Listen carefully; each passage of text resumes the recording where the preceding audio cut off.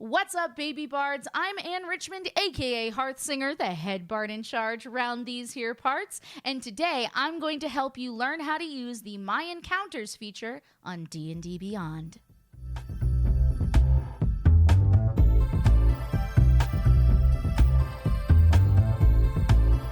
Balancing homebrewed encounters can be hard, and understanding challenge rating did not come naturally to me. I did use Kobold Fight Club in order to get a sense of the level of difficulty for the situations that I was sending players into, but that's about it. Before using D&D Beyond to run encounters, I also hated that weird long period between calling for an initiative roll and actually being ready to run combat. It would just stop us dead in our tracks and detract from any sense of cinematic continuity from the roleplay that had been happening before to the combat that we were entering into.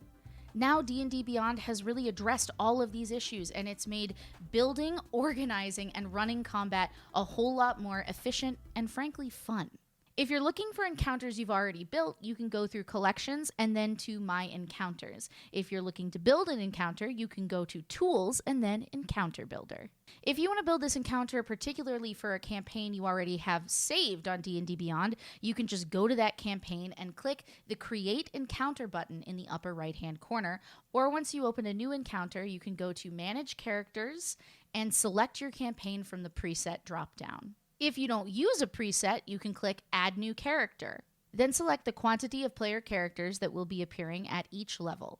You can also use the same feature to add generic characters to your presets. If you know a character won't be appearing in an encounter, you can click the ellipses on their panel to hide them. That same drop-down menu will also give you a quick way to access their character sheet. You'll see your campaign listed if it's a part of a campaign. You'll also see the number of characters noted as well as their average level. On the Summary tab, you can add a short summary and an encounter description to keep your notes organized. The true prize of the Encounter Builder is being able to estimate the difficulty of encounters and balance them. On the Monster tab, you'll have access to all of the monsters from the content you own, plus any that are being shared with you through content sharing. You can search for something specific, or you can use the filter to get ideas for monsters that might work for you. Click on any monster to see their stats and abilities, and then to add a monster to the encounter, click Add. Once you've added a monster, look on the right side of the page. You'll see the encounter's difficulty marked there: easy, medium, hard, or deadly. Easy encounters won't be too taxing on the party beyond losing a few HP. Medium encounters might have a few scary moments here and there, and you might have to use some healing resources. Hard encounters have a chance of going badly. Weaker characters might get knocked out of the fight, but there's only a slim chance of player character death. Deadly encounters could be lethal for one or more characters, and you'll need some tactical play in order to survive. In the same area, you'll see the number of experience points that the monsters are worth. Below that, you'll see an adjusted XP with a multiplier for how much experience was gained for the number of monsters included in the encounter. If you're using milestone progression, not super helpful, but if you are using XP progression, it does all the work for you. Once you have the monsters added to the encounter, you can then go about adjusting the difficulty by adding or removing them. Keep in mind that if you add a group of monsters with the same panel and then increase their multiplier, they're all going to show up at the same point in the initiative order as a single block. If you want to do individual initiatives for each monster, then you're going to need to add them individually. When you got what you want, click Save Encounter. Now when you look at the encounter, you'll see the title and the summary. When you're ready to run it, click Run Encounter.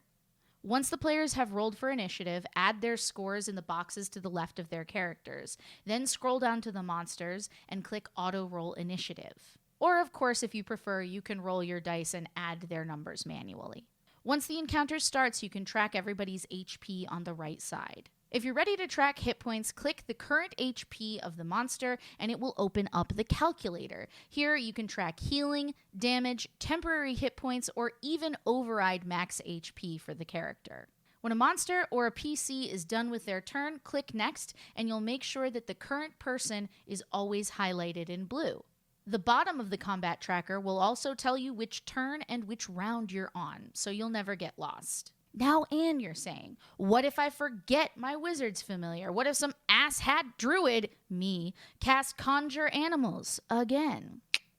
If you need to add someone manually during a fight, you can click manual entry and add at least their name.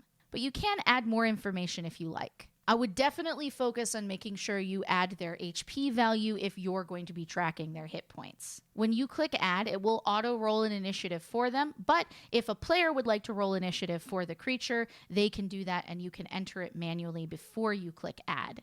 During combat, when a creature is bloodied at half health, it will show red on their portrait. Once they die, the portrait will begin flashing red. If you need to make any additional rolls during combat, they have included access to the digital dice set from D&D Beyond right there for you in the bottom left-hand corner. You can also roll directly from a creature's sheet. All you need to do is click their panel and it will open it up on the right.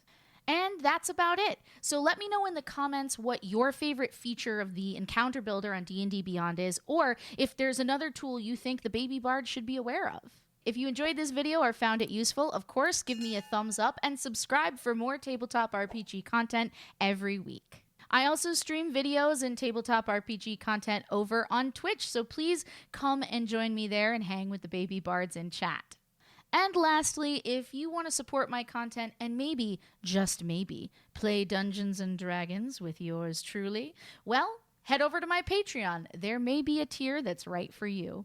And in the meantime, get out there, Baby Bards, and live your quest life.